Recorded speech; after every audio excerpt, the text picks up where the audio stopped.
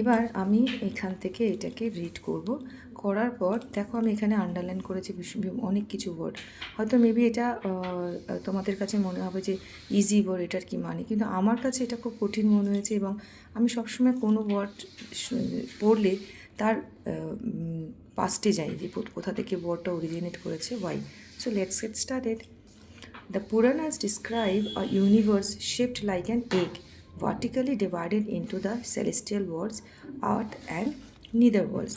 The earth is a flat disk consisting of 7 land masses, Varshas, arranged in concentric circles, alternating with seas of salt water, molasses, wine, butter, curd, milk, and fresh water.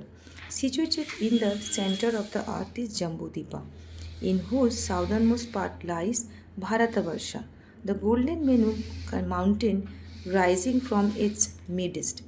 One of several explanations of the name Bharatavarsha connect it with the Bharata people, descendants of the legendary king Bharata, son of Dushwanta and Shakuntala. Cosmography blends with geography in the Puranas. Bharatavarsha is said to consist of 9 division khandas separated from one another by seas, but the mention of its mountains, rivers, and places, some of which can be identified, suggests that the composers of such texts were familiar with the various areas of the Indian subcontinent and perceived them as part of a larger culture whole. So now I will explain in Bengali the entire para. তো first word যেটা প্রথমে আমাকে attraction করেছিল পুরানাস। তো অনেক দিন আগে আমি পড়াশোনা আমার মানে ডিটাচ হয়ে গেছি, বাট এই ওয়ার্ডগুলোর সাথে আমরা সবাই খুবই কাস্টম, খুবই পরিচিত, তাই তো? যখনই আমি এই পুরানা কথাটা বললাম, আমরা সবাই জানি পুরানা কি, কিন্তু জিজ্ঞেস করলে বলতে পারবো না। আর ব্যাকগ্রাউন্ড থেকে না প্রচণ্ডভাবে পিজিএনের আওয়াজ আসছে, পায়রা, আমার বাড়ির পেছনে প্রচুর পায়রা রয়েছে, সো জাস্ট ইগনোর দোজ। কথাটা মায়েটাকে একটু জাস্ট আমি বলে দেবো, বেশি বলবো না, কারণ বেশি টাইম নেবো না, জাস্ট বাংলায় আমি বলে দিচ্ছি। পুরাণ হলো আমাদের একটি প্রাচীন ভারতীয় সাহিত্য, হিন্দু শাস্ত্রটা বলা যেতে পারে। এটা বানানো হয়েছিল almost 3rd to 10th century বিসিতে, এবং তার পরবর্তীকালে এটা আস্তে আস্তে করে আরও সম্প্রসার ঘটেছিল।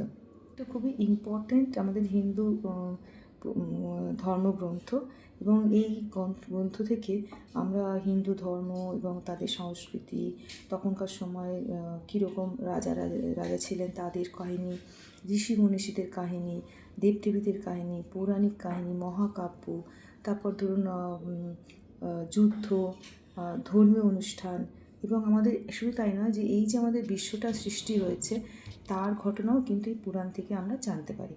লেখা হয়েছিল সংস্কৃতে, এবং বলা হয় যে কে লেখক ছিলেন, বলা হয় ব্যাসকে পুরাণ সমূহের স্রষ্টা হিসেবে ধরা হয়। বলা হয় যে উনি পুরাণ লিখেছিলেন এবং সংস্কৃতে লিখেছিলেন। তবে পরবর্তীকালে পুরাণগুলো নানাবিধ সংস্কার হয়েছে এবং পরিবর্তিত হয়েছে শতাব্দী ধরে। সেটা গদ্য ছন্দের মধ্যে, ধর্মীয় ঐতিহাসিক ও দার্শনিক ভাবনাগুলির মধ্যে অনেক মিশেল ঘটিয়েছে, মানে অনেক সিমিলারিটি এসছে।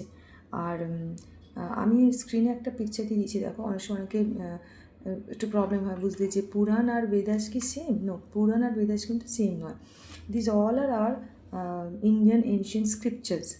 তো সেই দেখো এই পিকচারে বুঝতে পারবে যে এখানে অনেক এনশিয়েন্ট স্ক্রিপচার্স রয়েছে, নট অনলি পুরাণ রয়েছে, বেদাস রয়েছে, স্মৃতি রয়েছে, অনেকগুলো রয়েছে। জাস্ট দেখে নাও কর্নারে, আমি তাহলে ডিফারেন্সটা বোঝা যাবে। দেখলেও তো একটা প্যারা পড়তে গিয়ে ছোটো ছোটো শব্দ থেকে আমরা কত কিছু জানতে পারি, এবং this are very important, we should know. শুধু পরীক্ষা দিচ্ছি বলে কিন্তু মুখস্থ করা, চোখ বন্ধ করে গড়বড় করে, সেটা কিন্তু কথা নয়। NEET exam is a very serious exam, you should know each and every word meaning. যাই হোক, এবার আমি শুরু করছি আর পুরো মিনিংটা। তার আগে আরেকবার বলে দিই একটু, সেলেস্টিয়াল ওয়ার্ল্ড মানে আকাশ, মানে আমাদের যে ইউনিভার্স সেটাকে বলা হচ্ছে সেলেস্টিয়াল ওয়ার্ল্ড। কারণ এই সমস্ত ওয়ার্ডগুলি কিন্তু পরবর্তীকালে আবার বারবার করে ফিরে আসবে। এখন যদি এই ওয়ার্ডগুলির মিনিং আমরা ক্লিয়ার করে নিই, তাহলে কিন্তু পরবর্তীকালে এই বুকটা পড়তে তত টাইম লাগবে না। এখন যতটা সময় লাগছে অতটা লাগবে না। যে আমরা বলি না celestial bodies, solar system, that is same thing. আকাশ, আর্থ মানে পৃথিবী, এখানে নিদার ওয়ার্ড বলতে বোঝা যাচ্ছে পাতাল, যেটা আমাদের মানে পৌরাণিক কথাটা বলি না, স্বর্গ, মর্ত, পাতাল, সেরকম। আর এখানে হচ্ছে ল্যান্ড মাসেস মানে 7টা ভূখণ্ডকে বলা হয়েছে, যেটা পৌরাণিক ভাষায় এদেরকে বলা হয় ভার্সাস, ঠিক আছে?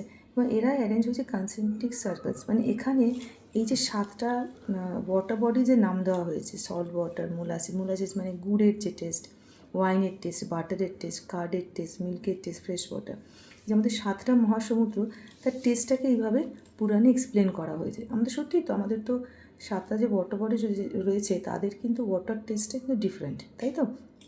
এখানে এইভাবে ওরা এক্সপ্লেন করেছে।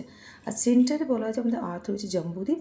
এবার আমি দেখো স্ক্রিনে একটা পিকচার দিয়ে দিয়েছি কীভাবে সার্কেল করে সেন্টারে জম্বুদ্বীপ, তারপর সেখানে মাউন্টেন রয়েছে মেরু মাউন্টেন, তারপর কিভাবে ওরা সার্কেল করে 7টা ল্যান্ডমার্ককে ভাগ করেছে। ওইটার সাথে ম্যাচ করো, তারপর বাকিটা আমি এবার এখানে বেঙ্গলিতে এক্সপ্লেন করছি, তাহলে মনে হয় আমি ঠিক বুঝেছি। যদি আমি ঠিক থাকি প্লিজ একটা থামস আপ পাঠিয়ে দেবে, ঠিক আছে, যে হ্যাঁ আমার বোঝানোটা ঠিক হয়েছে। চলো আমি এবার পুরোটা বুঝিয়ে বলছি। এই ছোট্ট প্যারাটার মধ্যে অনেক কিছু মিনিং আমি বলে দিলাম, এবার আমি ছোট্ট প্যারাটাকে ছোট্ট করে বলে দিচ্ছি, ঠিক আছে? এই প্যারাটার মানেটা হলো, পুরাণে বলা হয়েছে যে আমাদের এই মহাবিশ্ব যেটা রয়েছে এর আকারটা, ইউনিভার্স মানে মহাবিশ্ব যেটা রয়েছে এর আকারটা কিছুটা ডিমের মতো। এবার এটাকে 3 ভাগে ভাগ করা হয়েছে, দেবলোক বা আকাশ বা স্বর্গ, পৃথিবী এবং পাতাল। এবং পৃথিবীকে বলা হয়েছে এখানে ভূমণ্ডল, বলা হচ্ছে ভূমণ্ডল, আর্থ। এবং এটাকে বলা হচ্ছে ফ্ল্যাট ডিস্কের মতো, এবং চ্যাপ্টা ফ্ল্যাট ডিস্কের মতো। এবং এটাকে 7 ভাগে ভাগ করা হয়েছে, যার 7টা জলের ওয়াটার বডিজ রয়েছে, এবং যার সেন্টার হচ্ছে জম্বুদ্বীপ, আর দক্ষিণতম অংশকে বলা হচ্ছে ভারতবর্ষ। এবং এই যে সেন্টার জম্বুদ্বীপ, তাকে ধরে 7টা মহাদেশ তৈরি হয়েছে, 7টা নোনা জলের সাগর তৈরি হয়েছে, ওয়াটার বডিজ, ঠিক আছে? এবং যেটা একটার পর একটা বৃত্তাকারে সাজানো। তারপর কি বলেছে, এই পৃথিবীকে বলা হয়েছে জম্বুদ্বীপ, আর যার দক্ষিণতম অংশে রয়েছে ভারত, ঠিক আছে? তারপরে কি বলা হয়েছে, এটা কোথা থেকে এসছে, ভারত নামটা কোথা থেকে এসছে, ভারতবর্ষ নামটা এসছে ভরতের নাম থেকে, যিনি ছিলেন কিংবদন্তি রাজা দুষ্মন্ত এবং শকুন্তলার পুত্র। এবং ভারতকে আবার 9টি ভাগে ভাগ করা হয়েছে, আর এবং প্রত্যেকটা একে অপরকে আলাদা করা হয়েছে সি দিয়ে, ঠিক আছে? কিন্তু এখানে মেনশন করা আছে সি দিয়ে বলা হয়েছে। আবার এটাও বলা হয়েছে যে এর পাহাড়, নদী এবং পরিচিত স্থানগুলির উল্লেখ থেকে বোঝা যায় যে পুরাণকারের ভারতীয় ভৌগোলিক অঞ্চলগুলো সম্পর্কে সচেতন ছিলেন এবং সেগুলোকে বৃত্তাকারে সাংস্কৃতিক একতার অংশ হিসাবে কল্পনা করেছিলেন।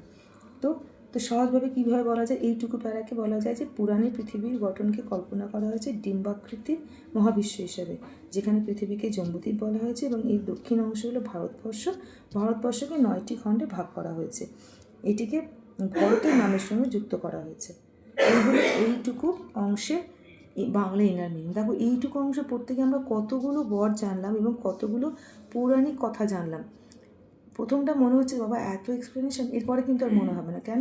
আমরা যখন এই ওয়ার্ডগুলোর সঙ্গে অ্যাকাস্টাম হয়ে যাব, পরিচিত হয়ে যাব, then it will be very easy to understand next para, then it will easy for us. So first কিন্তু যে কোনো জিনিস একটু শক্ত কঠিন লাগে, বাট আফটার সামটাইম যখন এই ল্যাঙ্গুয়েজের সঙ্গে আমরা পরিচিত হয়ে যাব, then it will be very easy to understand. Okay, তো আজকে এইটুকুই। কেমন লাগলো বলবে, আর যদি তোমাদের কিছু পয়েন্ট থাকে, মতামত থাকে, অবশ্যই লিখে জানাবে। আর যদি ভালো লাগে প্লিজ একটা থামস আপ সেন্ড করো। ওকে।